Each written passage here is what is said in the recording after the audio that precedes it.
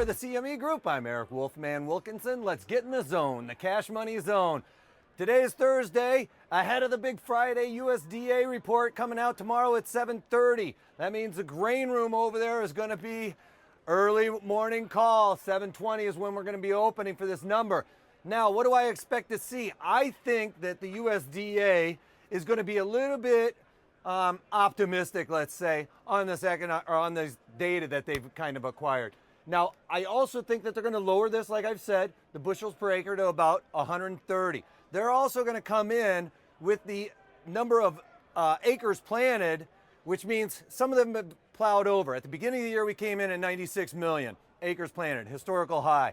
Now, with some of these crops going under and the farmers going in, plowing them down, getting insurance, stuff like that, that number brings down the total amount of acreage planted.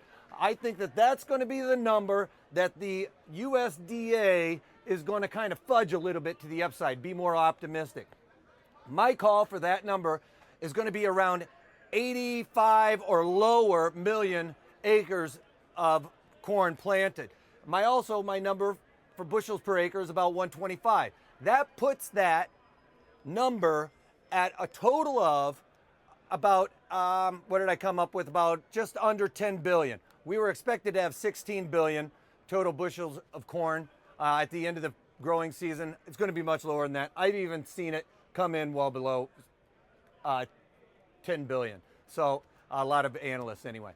But anyway, on to the soybeans. Soybeans are kind of rallying up with this corn. The corn is going to be a problem, but it's dragging up the rest of the curve. There's no demand for wheat. There's a lot of wheat surplus out there with Russia coming out and saying they're not going to curb their exports. That market's still getting drug up on no demand. There's a lot of demand for the corn. I've done a little bit of research. To gain 1 pound on a pig, it takes 3 pounds of corn. Cow, 5 pounds of corn. To produce 1 gallon of ethanol, it is basically 25 pounds of corn. And there's 70 pounds in a bushel. So you can figure how much corn is needed for the ethanol then versus just feeding the livestock. That's what's really driving this up. And as oil keeps pressing up, that's going to drag up this ethanol, which is also going to drag up corn for the demand. All right, anyway, on into this room. S&Ps keep flirting around with this 1400.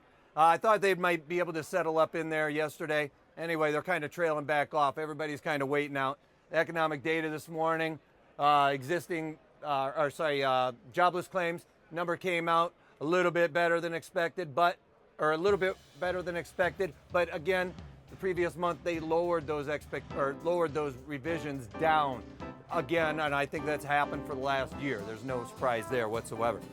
Anyway, on to the beans. The support resistance levels. Corn made new historical contract highs overnight, trading up into the 126. That's basically one of my resistance areas.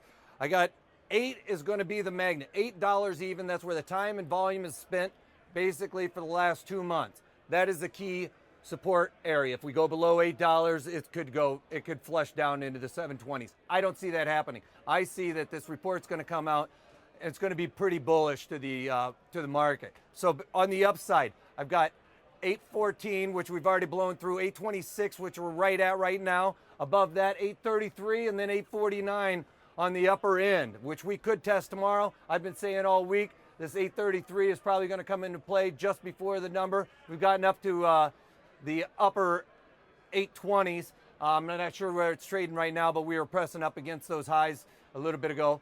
Probably could still have a chance to get that 833 in today. All right, if you can't take that, take it easy.